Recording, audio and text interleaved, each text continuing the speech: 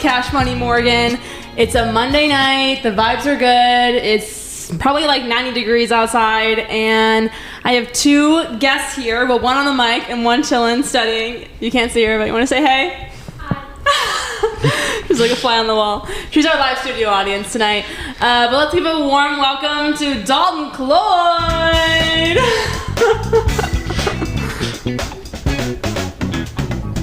What's up, Dalton? How you feeling tonight? Feeling pretty good. Definitely warm outside, so. Yeah? Big 4th of July plans, or?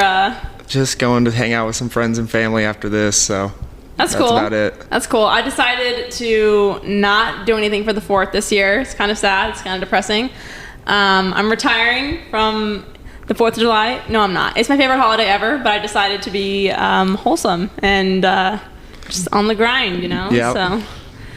But, you know, to everyone who is living it up, be safe, you know, have fun. Keep all your fingers. Keep all your fingers, vibe out. So just a few updates before we get into the episode, truly. The pod studio is still in the construction phase, and I can't wait to talk about it in the solo pod and really get into the specifics. But yeah, she's coming along soon, and it's going to be amazing. So yeah, Dalton and I met in college, and lately he's been doing some really cool stuff that I was like, yo, we should get you on the pod. So, yeah, I don't know. Dalton and I met like the first night of freshman year. Do you remember that? I kind of, was it what is it called? Yeah, like Ignite at Evangel. Yeah, I do remember that. Anthony with the frosted tips. It was the vibe. It was the vibe. Thank goodness he got rid of those. That's right. But I feel like I didn't really like kick it that much with you in college and whatnot. Yeah, I mean, I kind of stuck to myself anyway, but we hung out some in college. Right, yeah, we saw each other. So tell us a little bit about yourself, Dalton, you know, how you ended up in Springfield or all those things, you know, your current roles, what does it look like? Yeah, so I'm one of the few Springfield natives. You know, I grew up 15 minutes north of Springfield in a small town called Fairgrove, and then I went to Evangel to play football. That's where I kind of met the same friend group that you have. And then, you know, right now I'm just working here in Springfield, financial advisor with Mutual of Omaha, and soft plug. Do what? I said soft plug. Yeah. Like, hit them up, you guys, yeah. if you need some financial advising. So. Yeah, been doing that for about a year and a half though. It's going good. So. Yeah, and then you studied that in college, right? Yep, studied finance. Finances. Yeah, studied finance at Evangel. Very cool, very cool. So we have Dalton on the podcast primarily more for what you like to do in your free time or side hustle. Do you want to talk about that a little bit? Yeah, so I race dirt circle track. The class is late models. I've been doing it for about 2 years off and on. Just you know, there's a lot of funding that goes into it and stuff, and me and my dad do it together. So just, you know, been doing it off and on. This has been my first like full year doing it. That's awesome. So I probably haven't done as much research as a podcast host should do. So is that, because you're from Stratford, is that like in the Stratford area, or is that Springfield, or what track does that look like? So I run the name of it's actually the name of the series. It's funny because it's the Cash Money Super Dirt Series. So wow, yeah. It's meant to be. I'm just So we travel in like the 4-state area, but we race a lot in Springfield. So very cool. So how did you get into racing? And, you know, did you just start after you went to college, or what did that look like? Yeah, so my dad's been doing it. My dad's 60 years old, and he did it from when he was 15 till he was 58. So a couple years ago, he was done, and he just kind of, you know, he knew I probably wanted to do it, and he kind of just said, if you want to do it, then you can have all the stuff to do it, and I'll help you do it. But he was like, I'm not going to pay for it. It's on you if you want to do it. But he's been a ton of help, and he's super knowledgeable, so that's how I got into it. Yeah, super cool. So you talk about funding and paying and all that stuff. So where'd you get the funding? How did that happen? Yeah, I know you're like financial advisor, yeah. So I'm sure you put together a spreadsheet, but yeah. You know, what did that look like? Obviously, I have a couple sponsors. I didn't have any big upfront costs because my dad owns the car and the motor and, you know, the truck that we pull it to the racetrack with. But really the weekly costs are, you know, just out of my own pocket, and there's race winnings. So it cost me about $400 a night, and if you make the feature, you get $350. So dang. Most of the time, if I don't tear up anything, it doesn't really cost that much to do it. But you know, and if you run well, you can make a little bit. But you know, not in the grand scheme of things. You're not really doing it to make money at my level. Yeah. So. Cool. So at your level, why do you love doing it? It's just a hobby. Like I golf also. It's just really nothing else that I've ever done compares to the rush you get, and it's the most fun thing I've ever done. That's awesome. Yeah. A lot of adrenaline there. That's kind of like your thing. Oh yeah, for sure. Yeah, I get it. I mean, I have hobbies like that. Can you talk about like your sponsors and how they found you and how that looked like? Yeah, most of them were just affiliated with me or with my dad. But Complete Services, it's an auto repair shop, and then they just help us out with a lot of things like our tow truck that we pull the truck or the race car to the track with, fixing that. Mullet Bros, I don't know if you know Nice. Blake Schaffner. Yeah. But yeah, his TikTok page, they sponsor us. And then Midwest Sheet Metal is another one. Super cool. Yeah. Super cool. So what's your favorite part about racing? Probably just I don't know, it's weird because you think about all the adrenaline, but there's also just like a calmness aspect to it because you're not thinking about anything else because there's so much going on. So you get to kind of just escape, and all you're thinking about is how can I go make this lap the fastest. So yeah, that's probably my favorite thing. So walk us through like point of view, Dalton's getting ready for a race. What's your warm-up song? Like, what does it look like when you're prepping, when you're in the car? Like, I don't know the quirky stuff. Like, are you allowed to listen to music? Are you chewing gum? Like, what's allowed and what's not, Yeah. I have chewed gum before, but I'm scared I'm going to swallow it, so I don't do that. But, I don't necessarily listen to anything to get me pumped up because I'm actually trying to, most of the time, calm myself down because there's a lot of, before you go out, that's when you're the most nervous. And then other than that, just, the week of, before, there's a ton of prep. There's just, normal maintenance that you'd have to a normal car, changing the oil. There's a lot of tire prep. It'd be hard to go into detail how we do that, but that takes a few hours a week. Yeah.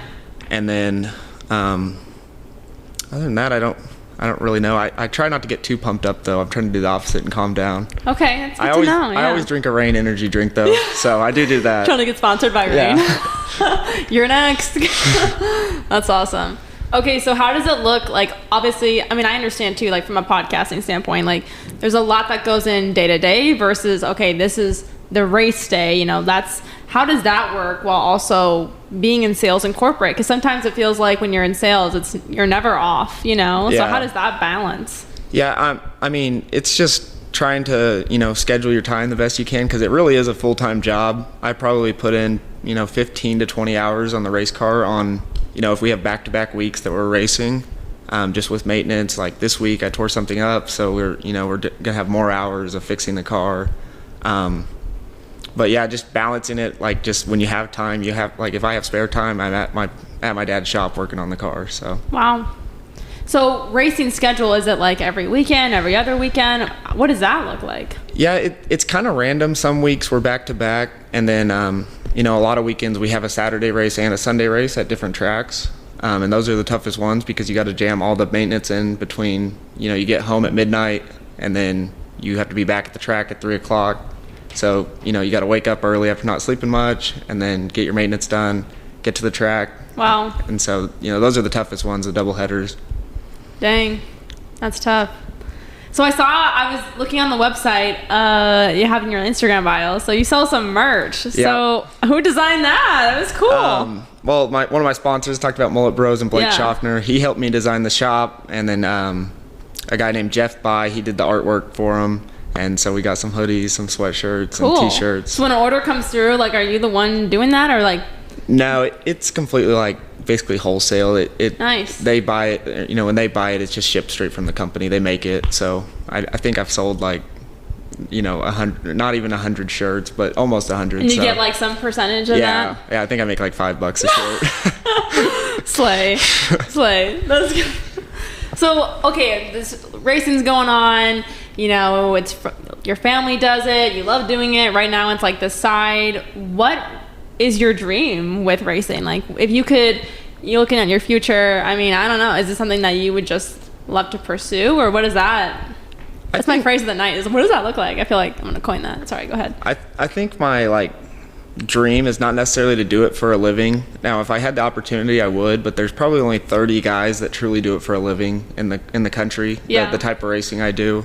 And I would love to do that and just be a driver that shows up with your helmet box and you just don't do any of the prep. You just show up and drive it. But I think I would just like to, be good enough to, I haven't won a race yet, so I'm still working on the first win. And I think just be where I'm battling for wins and championships consistently, because that's kind of how my dad was. He's won hundreds of races, and just get to that point.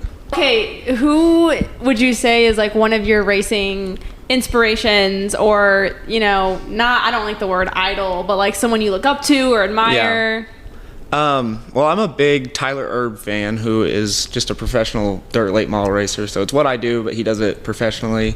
I just like him because in all his post-race interviews, like, he'll be in a wreck or something and he doesn't apologize. He's just like, I wrecked the guy, and it's just part of it. Yeah, that's what I like about him. It is what it is. So. And he's a younger guy, and he came from kind of nothing. He was pouring concrete, racing cars, like barely making ends meet, and now he's driving a race car professionally. So that's what I thought was cool about him. And then Kyle Larson, also a NASCAR guy. He came from the dirt world also, so I just think that's cool to see, because like NASCAR is like the biggest circle track in the United States. So just cool to see someone like that make it from the dirt world also. That's awesome. That's cool. Yeah.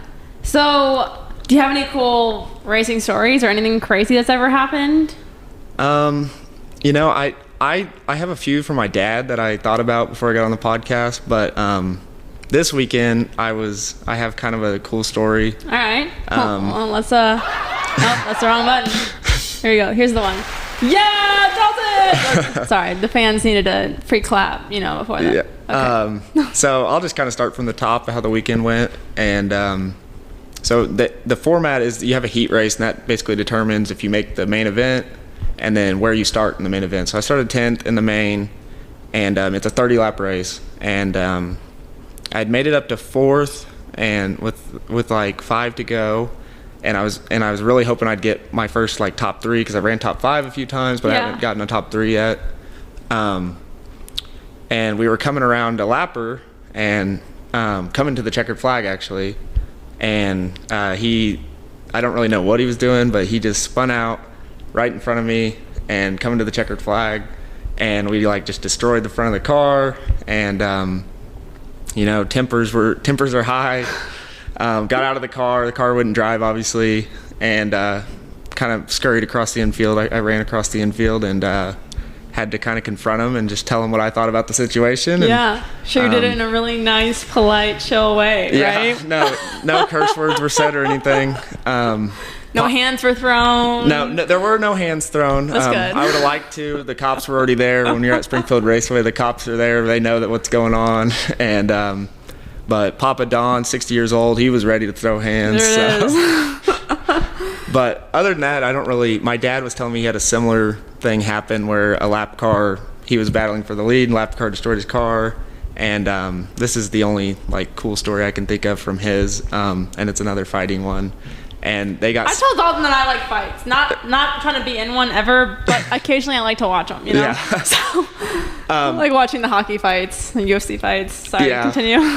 Well, it was probably a little deja vu for him this weekend then, because it was the exact same situation, and it was when he was about my age and his dad was 60 something. So, and he was pretty upset with the guy who was punching him while he was in the car. Wow. And the guy who was punching his dad came up to tase him. And my God. And then his dad would be my grandpa. He was like 66 at the time or something, and he hit the guy behind the ear, and he was like unconscious for minutes, and like the fight just stopped because they thought he killed the guy. Oh my goodness. And, wow. Yeah, and they ended up going to court for that one. They got thrown out. The guy just said, "That's part of racing." Wow. Yeah. Must have been a racing fan in the courtroom. So are you like cool with the other racing guys, or? Yeah, I mean, just like any competitive sport, there's rivalries, and obviously like once you have a situation like this happen, you probably won't be cool for a while with the guy. Right. But especially my series, I'm pretty well cool with everyone. We're mostly, I talk to them like they're friends. So. Yeah. So it's usually pretty chill, but obviously when there's a lot of money involved, a lot of time. Tempers can Don's flare. like, I'll block him in like 3 months. Yeah, once I'm good and ready. Yeah.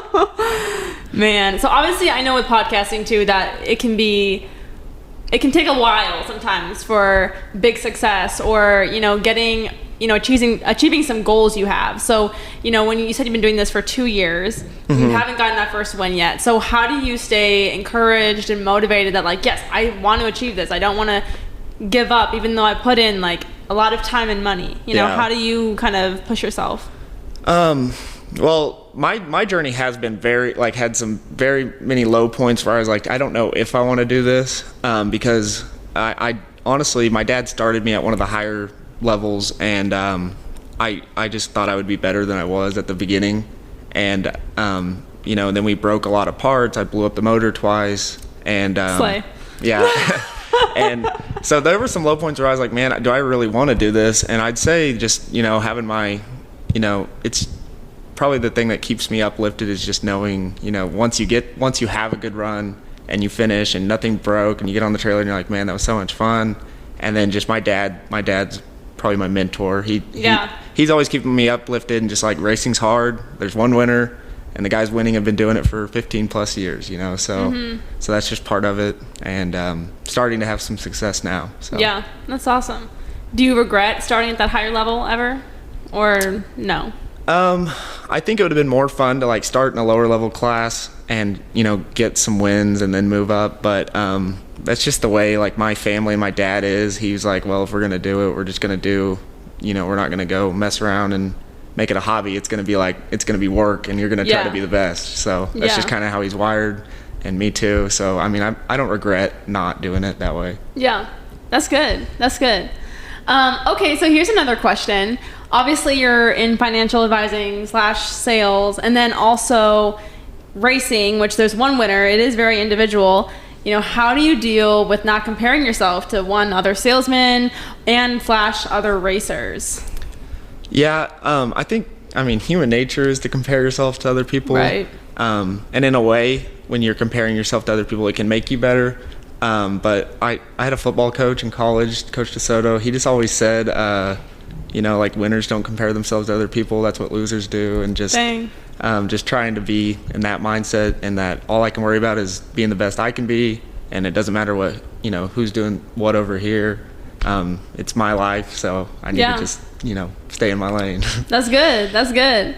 All right, quick pause. We're going to do like a girly pop question. I usually ask my listeners, oh, are you single or not? And we have your shoddy actually in our live studio audience. Do you want to talk about like how you guys met or I don't know. I can touch on that. So we actually met. How long you been together? All those things. Yeah, we've been together for almost a year now. We got together after I was out of college, but we actually knew each other from dirt bike racing because I grew up racing dirt bikes, which was not, for us, that was definitely more of a hobby. It wasn't near as like we treat this like a job. Yeah. But she was always at the races. She just couldn't resist how good looking I was in my dirt bike uniform. And that's how we met, and then just kind of through luck, I guess, just ran into each other last summer, and just went from there. So there it is. Love to hear your side. Oh, no, I'm just kidding. No, that's awesome. That's great. We had to, just got to break up the episode and talk about, like stuff like that and whatever. But yeah, so any advice to someone wanting to pursue racing? Or, I mean, even, you were competitive in football as well, and sales. So it seems like you're into things that are very competitive. So. Yeah, I mean, I do like competitive stuff, but, advice for people like getting into racing, it's really hard to do if you're starting from nothing, and that's kind of why racing isn't what it once was, because it used to be a little bit bigger. But I would just say before you even get started, just go to someone's shop and hang out as much as you can, and just learn to do as much of it by yourself as you can. Because like I have my dad, and he can build motors, he can build frames, he can build anything on a race car. And if I didn't have that, I wouldn't be able to afford to do it. Every time I wrecked, I'd be like, okay, well, we're done for the year. So yeah, I would say just being around it and take some time to just learn as much as you can before you get started, and bring a big checkbook, I guess. So. One thing about me is that I don't play games unless it's ping pong at Classics Yard. Classics Yard is Springfield's #1 social sport and game center. It is located in the back of Classic Rock Coffee Company headquarters and next door to the Riff. Coffee, sports, music, what more could you want?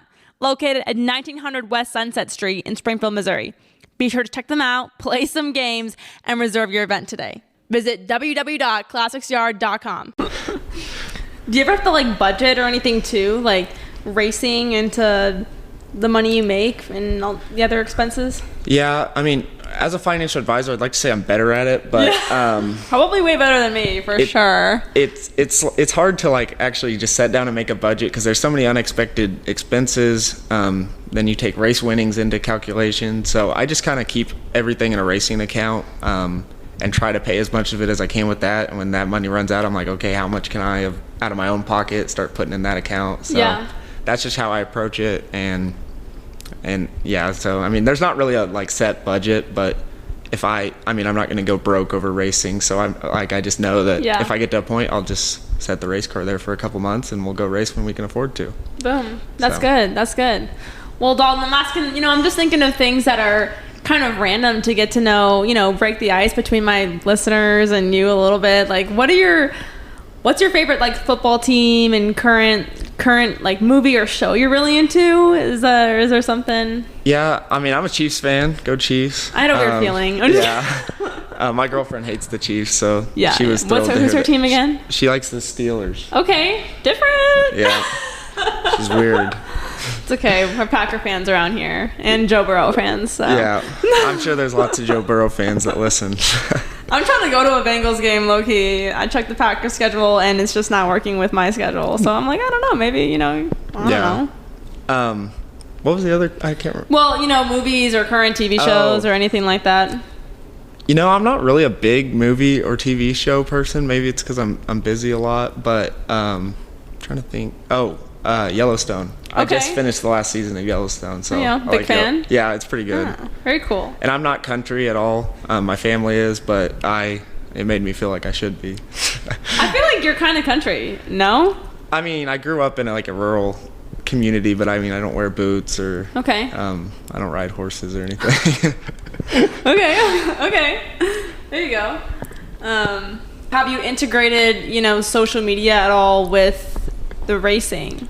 Yeah, so I do have kind of a business model with that. So I've been trying to post more regular on TikTok, just for the purpose of I don't want to make a living off TikTok or anything like that.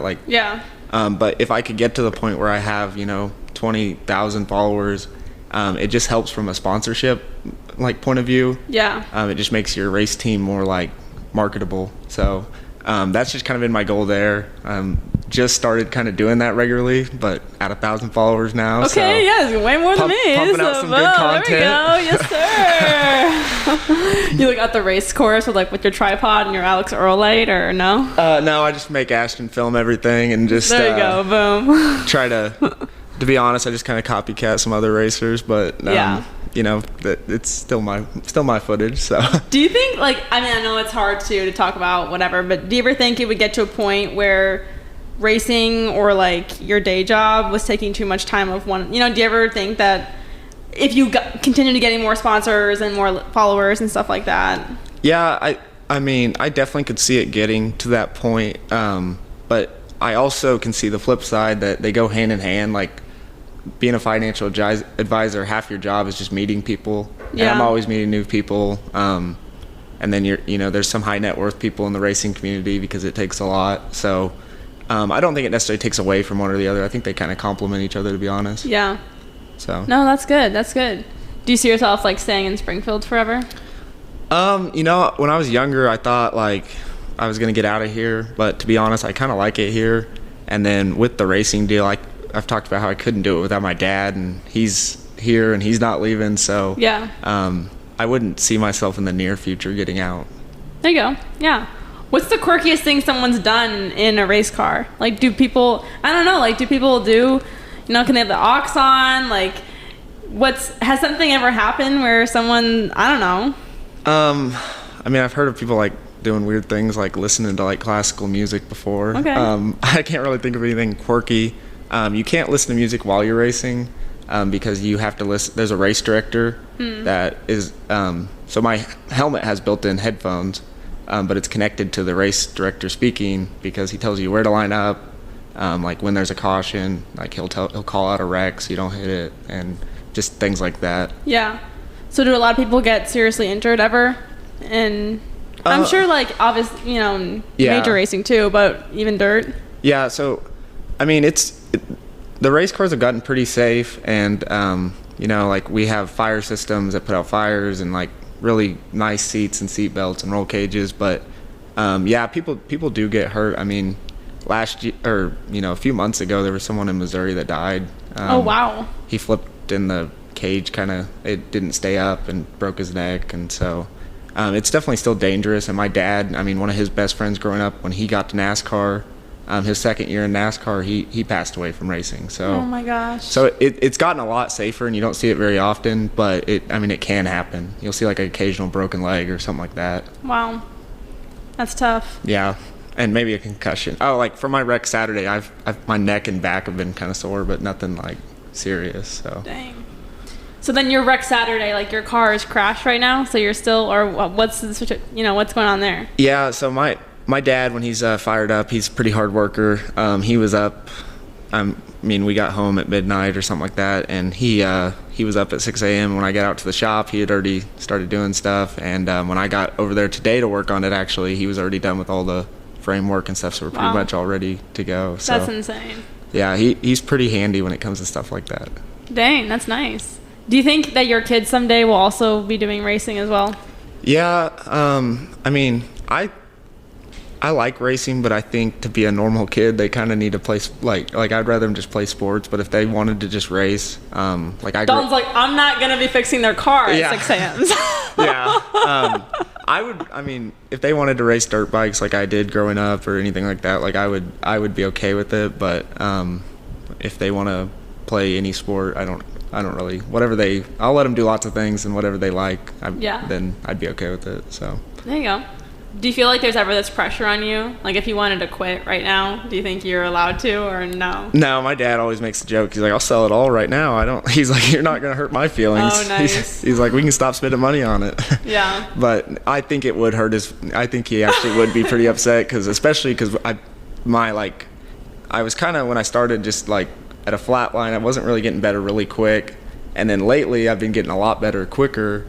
And if I quit right now, he would be pretty upset because you're kind of on that. He wants to get the first win. He really wants to be there for that. And my dad had some health problems. That's kind of how I got into it. Also, he was like, well, if we're gonna do it together, if something ever happens, I want to be able to do it together. So that was part of it. And he wants to see me get my first win. So I know that. So that is some pressure a little bit. Yeah. And that's like the biggest. You talked about goals earlier. That's the biggest goal right now, is just like try to find a way to get the first win, and then we'll figure out what our goals are from there. Reevaluate the 5-year plan. Might just have to quit after a win.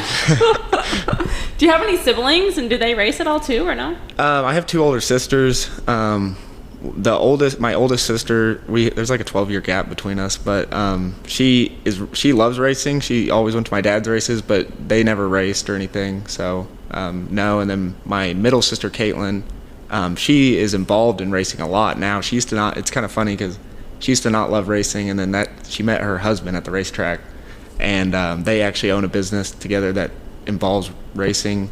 They rent out GoPros and edit the footage for racers at the racetrack. Yeah, and they do pretty well. So Mathis Media, hit them Small up. plug, yeah. Follow on.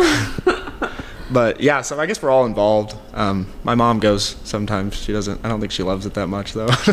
She just likes seeing her son do stuff. Yeah, just support all around. Kind of like, what is the most rewarding part? I mean, you kind of mentioned, you like obviously wanting to win and stuff like that. But is it maybe too, like just doing it with your dad, or? Yeah, I mean, one of the most rewarding parts would be just spending the time with my dad, because we're both super competitive. So us being on the same team, rather than like when we go golf together, we're against each other and we're not getting along. We're kind of both wired that way. So being on the same team and just, I think just fighting through all the adversity to have the good nights. It's kind of like working out. Like you go through all the struggles, but then you see the success, and I think that's just the most rewarding part. It's kind of like the lows make the highs just that much better. Yeah. Do you feel like playing sports in high school and college helps in any way? Whether it's like, I mean, obviously you just quoted Coach DeSoto, but when it comes to being resilient or teamwork or anything like that. Yeah, I think that playing football in college and playing sports growing up, I think that plays a huge factor, because there are some like really low lows where you're like, I don't know why I do this, and like, so I think just the perseverance of getting through all that is it kind of stems from sports. And I mean, obviously my dad was the same way, so he kind of instilled that like at a young age, but I think that playing sports and stuff definitely plays a factor, because if I didn't have that, I probably would have already quit by now and been like, I need to find an easier hobby. Yeah.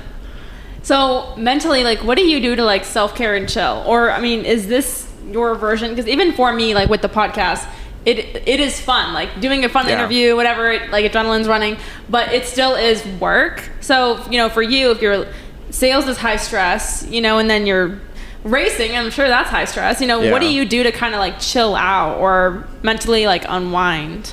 I mean, I work out pretty much every morning, but I honestly just don't get too stressed out. I have a pretty carefree attitude. Just a chill dude. And I'd say like the race days are the getaway. Like the part that people don't see is like the week leading up and stuff, all the work you're putting in. That's the part that like sucks. Like that's just straight up work. And so I think once you get to go to the racetrack and have the race day, that's the reward, and that's when it the stress is more gone. Even though it's a competitive situation, but. I'd like to say I also golf, but I take that too seriously to be relaxed. So, as most men do. Yeah. That's funny. Well, Dalton, thank you for coming on the pod. I like to end my show every single way. Favorite quote, favorite song, and what do you want your legacy to be? Yeah, my favorite quote, I was going to quote the great Ricky Bobby, if you're not first, you're last. Talking about getting that first win. That's right. And then favorite song, wow, I didn't think about that one. It doesn't have to be that deep. It could be like something you listen to like on the way here. It doesn't have to be like this like life-changing I don't know. song. I've been listening to Zach Bryan a lot, so yeah. I guess. Doesn't he have a new album coming out, or? I think he. Or maybe it just. He had a new one not that long ago, so I don't know if. Or something. Oh well. I haven't paid attention enough, but he's been on Zach Bryan radio lately on Apple Music. So Team Apple Music, greater than sign Spotify. Yeah, I'm Team Apple Music for sure. This is really bad, but I still update my college email to get the student fee. I've been getting the student fee for like 4 years, so post-college or whatever. They declined my student fee when I was a student, so I've been paying $10 forever. Or I think it went up to $12 now, actually. Oh my goodness. I hope. Okay, and what do you want your legacy to be? When you die someday and people remember Dalton Cloyd, like what is it that you hope they remember you as? Or I think that just it's when you're 24, it's hard to think of what your legacy you want to be, but right. I think just how I treated people, that when my friends and stuff needed stuff, I was there. And that I probably I'm not a quitter. That'd be a good one. Like just resilient, just never give up, no matter how things are going. I'd say that'd be what I'd want my legacy to be. Yeah, that's good. And with the racing, and as you're continuing going and hopefully get some wins, do you ever want to use that at all to like make a difference or impact, or like is there something that you kind of have a passion for?